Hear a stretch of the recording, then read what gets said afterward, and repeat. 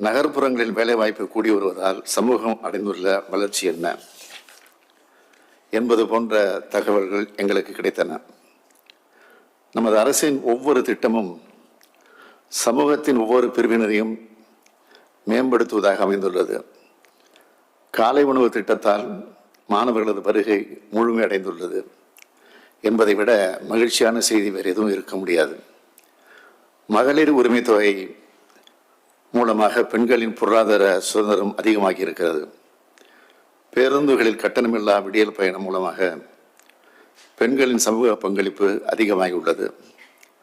புதுமை பெண் திட்டம் மூலமாக கல்லூரிக்கு செல்லும் மாணவிகளின் எண்ணிக்கை அதிகமாகியுள்ளது. இப்படி ஒவ்வொரு திட்டமும் ஒரு பிரிவினரை உயர்த்தி வருகிறது. இந்த தகவல்கள் எல்லாம் மக்களிடம் நேரடியாக நாங்கள் அறிந்தாலும் புள்ளி விவரங்களாக நீங்கள் வழங்கி வருகிறீர்கள். இந்த திட்டக்குழு அமைக்கப்பட்டு முதல் முறையாக உங்களை சந்தித்த போது நான் குறிப்பிட்டதை நீங்கள் மறந்திருக்க மாட்டீர்கள். சமூக நீதி, சமத்துவம், சுயமரியாதை, மொழிப்பற்று, இன உரிமை, மாநில சுயாட்சி ஆகிய கருத்தியல்களின் அடித்தளத்தில் நிற்கும் இயக்கம்தான் திராவிட முன்னேற்றக் கழகம். நமது மாநிலத்தின் வளர்ச்சி என்பதும் அதன் அடிப்படையில் இருக்க வேண்டும். தொழில் வளர்ச்சி, சமூக மாற்றம், கல்வி மேம்பாடு ஆகிய அனைத்தும் ஒரே நேரத்தில் நடக்க வேண்டும். வளர்ச்சி என்பது பொருளாதார வளர்ச்சியாக மட்டுமல்ல, சமூக வளர்ச்சியாக இருக்க வேண்டும். பொருளாதாரம், கல்வி, சமூகம், சிந்தனை, செயல்பாடு ஆகிய ஐந்தும் ஒரு சேர வளர வேண்டும். அதுதான் பெரியாரும் அண்ணாவும் கலைஞரும் காண விரும்பிய வளர்ச்சி. அதுதான் திராவிட மாடல் வளர்ச்சி.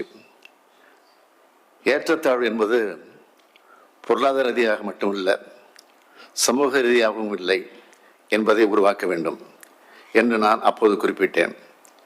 இதே அடிப்படையில் தான் கடந்த 3 ஆண்டுகளாக எண்ணற்ற திட்டங்களை தீட்டினோம். இன்னும் திட்டங்கள் வர இருக்கின்றன. மாநில திட்டக்குழுவின் மூலமாக நான் எதிர்பார்ப்பது புதிய புதிய சிந்தனைகளை, திட்ட வடிவங்களை நான் எதிர்பார்க்கிறேன். கவனம் பெறாத துறைகளில் கவனம் செலுத்தி இதற்கு ஏதாவது தடை தடங்கங்கள் இருக்கிறதா என்பதையும் பாருங்கள். கடந்த முறை என்னிடம் தரப்பட்ட அறிக்கை, அந்த அறிக்கையில் கல்லூரி மாணவர்களுக்கான இறுதித் தேர்வு வினாத்தாள்களை மேம்படுத்துவது குறித்த ஆலோசனைகளை சொல்லியிருந்தீர்கள். அது செயல்பட்டுள்ளதா என்பதை ஆய்வு செய்யுங்கள். வேளாண்மை, காடுகள், வெப்பம் அதிகரிப்பு ஆகியவை குறித்த உங்களது ஆலோசனைகள் துறை சார்ந்த நிர்வாக நடவடிக்கைகளாக எவ்வளவு மாறியுள்ளது என்பதையும் ஆய்வு செய்யுங்கள் என்று கேட்டுக்கொள்கிறேன். மாநில திட்டக்குழுவை இந்தியாவிலேயே முதலாக அமைத்தவர் தலைவர் கலைஞர் அவர்கள். ஒன்றிய அரசில் இருப்பதை போல மாநிலத்துக்கு இருக்க வேண்டும் என்று நினைத்ததற்கு காரணம், அனைத்து வளங்களையும் கொண்ட மாநிலமாக தமிழ்நாடு அமைய வேண்டும் என்ற அடிப்படையில் இதனை அமைத்தார். பசி இல்லை, பஞ்சம் இல்லை, வறுமை இல்லை, கொடுமையான தொற்று நோய் இல்லை, சாலைகள் இல்லாத கிராமங்கள் இல்லை, மின்சாரம் இல்லாத கிராமம் இல்லை, குடிநீர் தண்ணீர் இல்லாத கிராமம் இல்லை, பள்ளிகள் இல்லாத கிராமம் இல்லை. இப்படி தன்னிறைவை பெற்றவையாக அனைத்து மாவட்டங்களையும் உருவாக்கினோம். எல்லா வளங்களும் இருக்கிறது என்ற நிலைமையை உருவாக்கி வருகிறோம். கல்வித்துறையில், வேளாண்மையில், உட்கட்டமைப்பு வசதியில் தமிழ்நாடு மற்ற மாநிலங்களுக்கு முன்மாதிரியாக வளர்ந்துவிட்டது. அனைத்து துறையும் சமச்சீராக வளர்ந்து வருகிறது. அண்மையில் நிதி ஆயோக் வெளியிட்ட அறிக்கை மிக மிக மகிழ்ச்சியை தந்துள்ளது. அந்த அறிக்கையை முன்மாதிரியாக கொண்டு உங்களது ஆய்வறிக்கை ஒன்றை வழங்குமாறு கேட்டுக்கொள்கிறேன். நிதி வளம் இருக்குமானால் இன்னும் பல திட்டங்களை நம்மால் உருவாக்க முடியும். நிதி வளத்தை பெருக்கும் ஆலோசனைகளையும் சொல்லுங்கள்.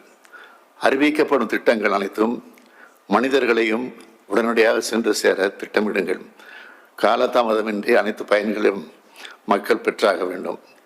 அதற்கான இலகுவான நிர்வாக சீர்திருத்தங்களை சொல்லுங்கள் என்று கேட்டுக்கொள்கிறேன். இந்த கூட்டத்தில் பங்கெடுத்திருக்கும் நான் இந்த நேரத்தில் உங்களுக்கு ஒரு பொறுப்பை வழங்க விரும்புகிறேன்.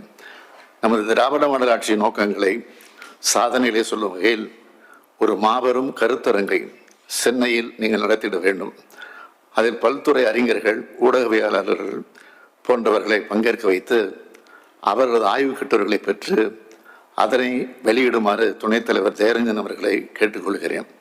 இது நமது அரசு என்ற எண்ணத்தோடு செயல்படும் துணைத் தலைவர் ஜெயரஞ்சன் மற்றும் உறுப்பினர் அனைவருக்கும் எனது நன்றிகளை தெரிவித்துக் கொள்கிறேன். நன்றி, வணக்கம்.